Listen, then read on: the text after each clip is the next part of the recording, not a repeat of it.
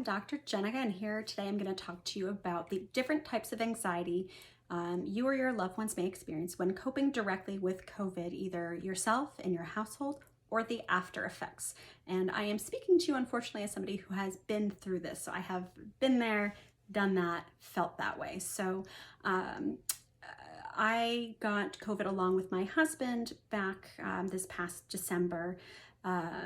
We had been following all the rules and doing everything right, and we still got it. So thankfully things are starting to turn around with the vaccine being here, but I know that a lot of households are still going to experience some of this. And what happened with us is that my husband had got it first out in the community. And let me tell you, the wait to find out if myself and our toddler, if we got it, that was actually the hardest part of a lot of this. So if you're somebody who has anxiety, this underlying anxiety is then compounded by obviously this very stressful situation. So what I actually found to be the most helpful things after my husband had received the diagnosis and I was waiting to see if I would test positive or my daughter would test positive, was to have a game plan. So basically, have a place where people can go and quarantine if they need to. Make sure that you have on hand, at least a 2-week supply of basic, items that you can't necessarily order, or have, your friends or family bring you meals, things like that. That's going to be super helpful because when you are in this very stressful situation and you're quarantined, you really can't leave your house for anything aside from medical care, essentially. You want to make sure that you have all the things that you need to make the 10 days go a little bit smoother for you. So, we already had a game plan and we were able to kind of figure out a game plan pretty quickly. That definitely helped. And then also understanding that there were things that I could control, like for example, wearing my N95 non-medical grade mask, 24/7 pretty much around the clock whenever I was around my child, washing my hands, pretty much constantly, and then really trying to sanitize and disinfect some of the high touch surfaces. So I tried to focus on the things that I could control as opposed to all the other things I couldn't control, like the fact that I had already been exposed to my husband, my daughter had already been exposed. There was nothing I could do to change that. And so when I counteract some of the worrying and say, well, I'm not going to worry about that today because I don't have control over that. I'm going to be more concerned with the things that I do have control over. I kind of kicked that worrying down the road, essentially. And so for me, that's a useful tactic in dealing with some of the anxieties and worrying that were coming up in that moment. I also found that once I did test positive, it was really important to manage anxiety because one of the symptoms of COVID is shortness of breath. Now, for any of you out there who might have had an anxiety attack or a panic attack, that tightness in your chest, the shortness of breath, the hyperventilating, those can all be very real physical symptoms of anxiety for people. And it's super important when you're already, at risk for that sort of stuff to make sure that, you're keeping your anxiety down as much as possible. So I had one night where I had, developed a cough and I, really kind of felt not congested, but that heavy feeling in my chest. And that was from the COVID. And then as that was getting a bit worse, I noticed my anxiety was creeping up, bit by bit. And you can kind of tell, when your anxiety is lower versus when it's higher, right? So when it's higher, it's less in your control, whereas lower, there are things you can do to kind of bring yourself down. But once you're at a certain level, it's really a lot harder to bring yourself back from. So I noticed that I started having racing thoughts because I was getting really anxious. Like, oh my gosh, is this the shortness of breath? Is this the COVID? Am I gonna have to, go to the hospital? Like, what if I can't breathe? And I realized, oh my gosh, I'm having these racing thoughts. I'm having this, this anxious rumination cycle that, just keeps spinning. It's, it keeps replaying over and over in my head. And I had to tell myself, you need to stop this. you need to calm down, you need to take some deep breaths. So I kind of talked myself through that.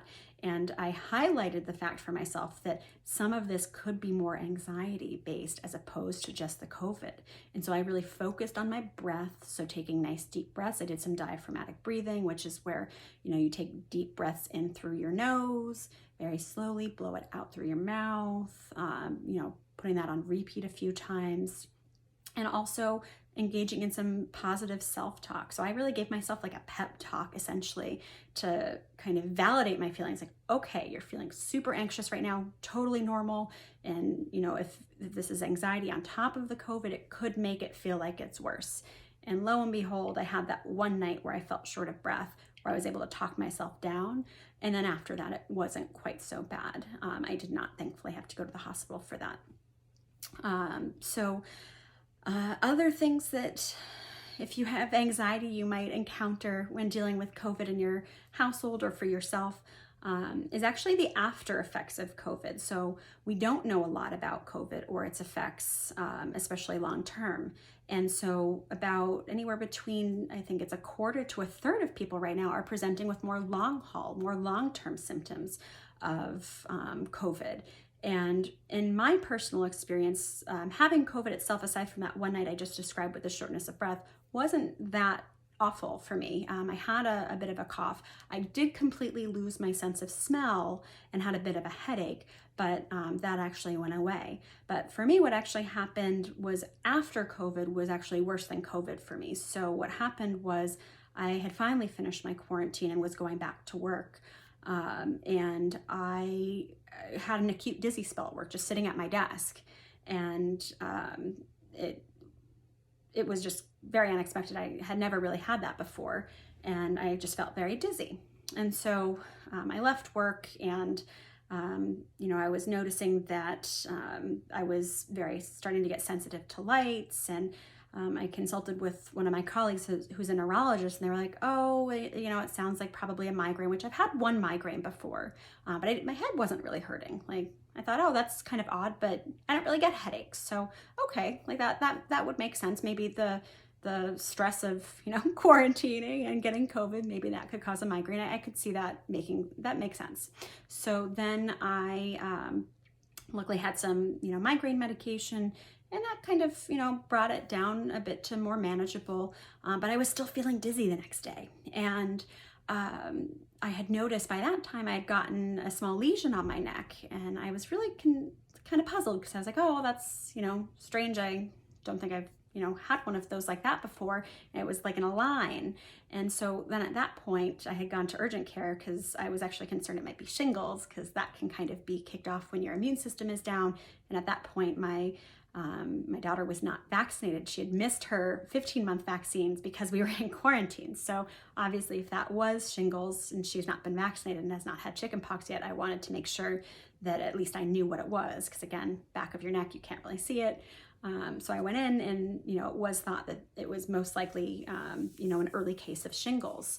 Now, of course, my neurologist colleague was worried that, oh, this could be a viral meningitis as opposed to just a migraine and shingles episode. So then, long story short, I had to go, into the hospital for a lumbar puncture, which I would not recommend to anyone. It was really not fun. At the end of the day, it was determined just shingles and a migraine, which on its own is terrible enough, without adding the lumbar puncture, adding insult to injury there.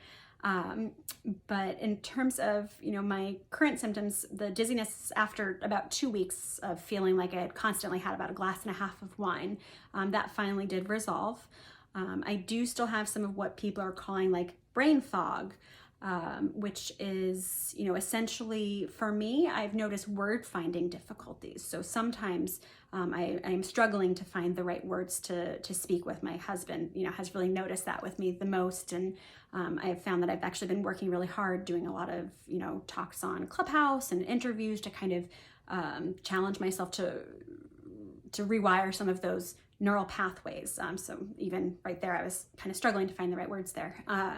But my processing speed, my ability to process information efficiently, my short-term memory, recall of information.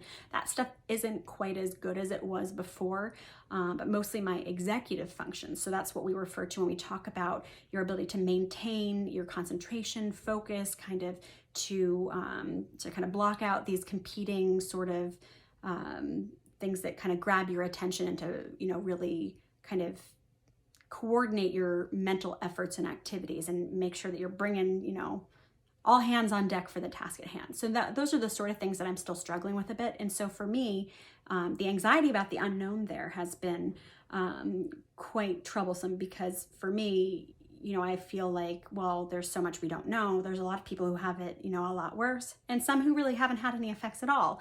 So like my husband doesn't have any of these sort of effects. And so I think the anxiety about the unknown is what's, really challenging right now. And I want to normalize that, we still don't know a lot about this. It's normal to feel anxious about the future. Will I get better? Will things come back? I'm confident, that things will get better, for me at least. I know there are some people who are not as fortunate, but there are things that you can kind of do. As I said, I'm trying, some of these mental exercises to kind of sharpen things, to rebuild some of those neural pathways. But, I think at the end of the day, keeping in mind that, there's a lot that we don't know. It's kind of normal to feel anxious about some of these things. And then also to speak with your doctor if you're concerned. So, you don't need to kind of suffer in silence. There are research programs that are going on right now. You could enroll in one of those. Sometimes when you feel like you're helping others in addition to helping yourself, it can be really beneficial. And,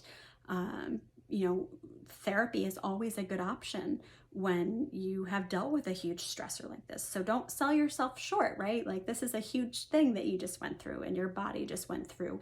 And, it's normal to experience some adjustment issues after something like that. So talking with somebody about your anxieties and, the unknowns for the future can be helpful. And for some people, medication can also be indicated. So, speak to your primary care doctor if you're really struggling. They're always a good gatekeeper, or a local mental health professional. And hopefully this has answered some of the questions that you might have about your experiences of anxiety in the moment when dealing with COVID in your household or for yourself or your family. And, keeping in mind that there are different self-help techniques for anxiety I've posted about in my previous posts on Instagram, so you can check them out there, as well as some of my other YouTube videos. All right, thank you so much for tuning in. Bye-bye now. Stay safe.